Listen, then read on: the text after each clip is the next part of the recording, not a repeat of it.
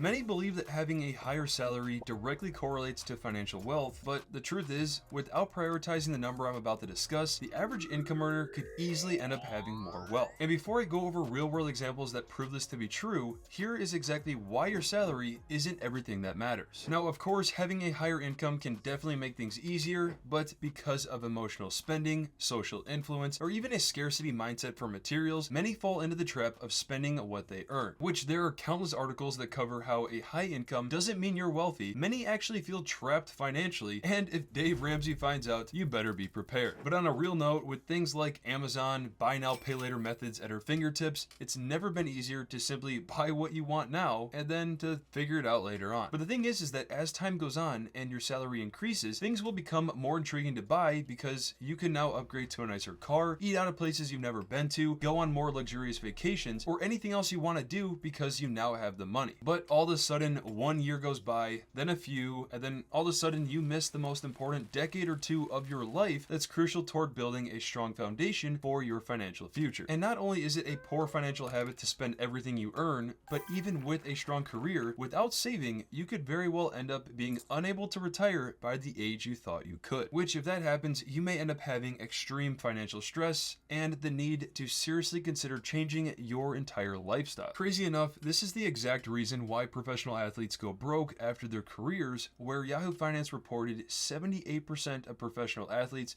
go broke after just 3 years of retirement. In fact, Charles Barkley said he learned a lot of great financial lessons from Julius Erving, Dr. J, who said, "The problem is, it's not the fact that you can't afford that car, it's the fact that $300,000 you spent on that Bentley, if you bought a car for $70,000, $80,000, you would have $200,000 more in the bank and it would have been growing and growing instead. And in 1, 3, 5, 20 years, that $200,000 is going to be worth a lot more." Just out of curiosity, that $200,000 difference, if it were in an S&P 500 index fund, that would have ended up turning into $1.3 million after 20 years. And since I played college basketball, to add even more to the discussion, if you didn't know, Warren Buffett once told LeBron James to own America over the long haul, referring to buying a simple index fund like the S&P 500, where LeBron has now officially become a billionaire. But aside from that, another study stated that nearly 50% of employees earning over $100,000 per year are very concerned with their financial stability. And that is exactly why we now have to discuss the reality of a $60,000 versus $120,000 salary. Alright, so to keep things as simple as I can, we're going to compare the difference between John Smith and Jane Doe. I thought, why not combine those default credit card names into real life? And so we're just going to assume that John and Jane are single and 30 years old. Little did you know that Jane Doe is actually a high school teacher making a $60,000 salary, where John Smith is a civil engineer with a $120,000 salary. Now, the key number that we have to look at here is called the savings rate,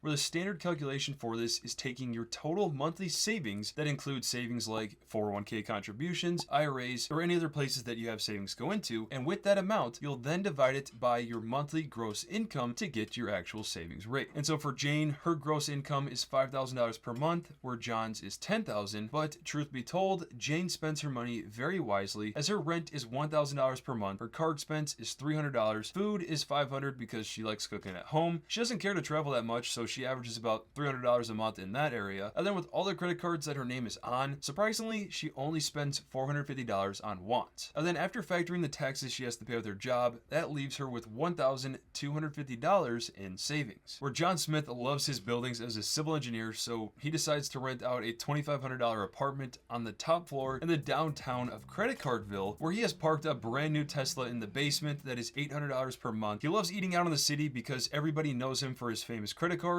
where he puts $1,000 on it. And then because of his required education that he had to go through, he is now paying $800 per month in student loans. He also loves traveling, where he spends $700 there and $1,000 on wants because he likes new clothes, and buying cool Legos because they remind him of his job. And so all factors aside, after factoring in all expenses, John is able to save $500 per month. And the single number to really look at here is the savings rate, where John's is equivalent to 5% of his gross income, income, and that's because John doesn't really care about increasing his savings because he has a 401k plan with his job and believes his career is good enough that that 401k is going to be good enough to retire off of. Which, by the way, the average savings rate for an individual in the US is right now sitting around 5%. But on the other hand, Jane, who was very careful with her spending, was able to save a generous 25% of her income. So even though John has a much higher income, the salary is literally double the amount. Because Jane has a much higher savings rate at 25%, she's actually saving more for her future, where the total comes out to be $15,000 per year for Jane, and then only $6,000 per year for John. And if we assume both of them invest into a simple total stock market index fund averaging 10% per year, after 30 years, by the time each of them want to retire, Jane would have over $2.5 million,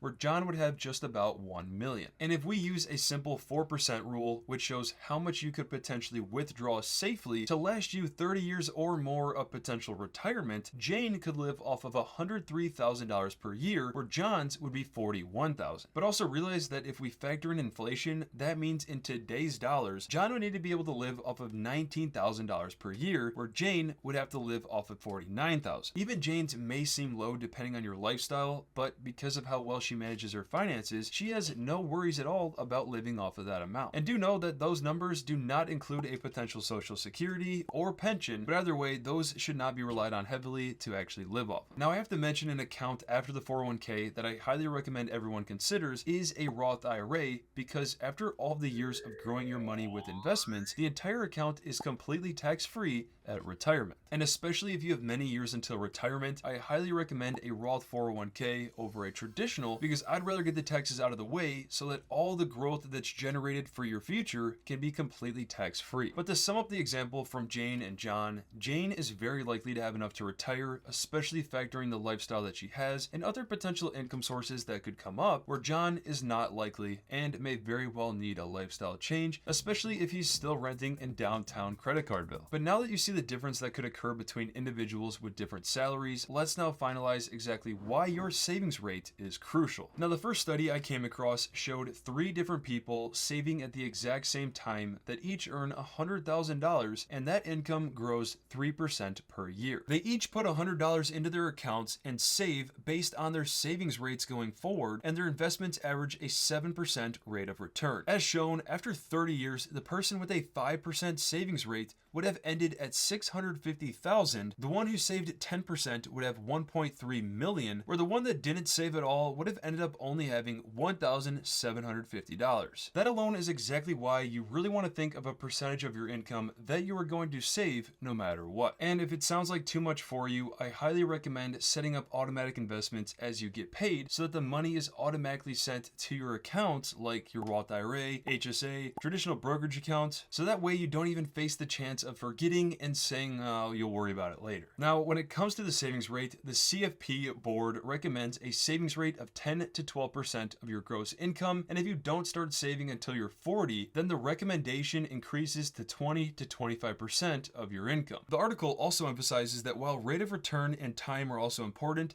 savings rate is the most important of all, and keep in mind that the amount you need to save depends on your age. For example, based on earning 5% investment returns on your savings after adjusting for inflation and wanting to live off of a safe 4% withdrawal rate for the rest of your life, the data shows if you have 66 years until retirement, you would need to save 5% of your income. If you have 51 years, you would need to save 10%, and as you can see, the others increase as time goes on. And I would say for many, after about the halfway mark, depending on your lifestyle and current situation, it could become really difficult in order to do. But don't forget that that assumes that you only average 5% annual returns after inflation. For many, that could very well be higher, and that can significantly speed up the growth on your savings. I also want to mention that if your employer offers a simple contribution match, like you put in 3% of your paycheck and then they'll match that with another 3% from their end, something like that would be extremely beneficial to take advantage of. Now, I will say if you find yourself struggling to save at least 10 to 20% of your income, here are a few tips you may really want to consider. The first is to set up automatic transfers and investments to your savings accounts and investing platforms, which if you want to check out some of the top high yield savings accounts and investing platforms to consider,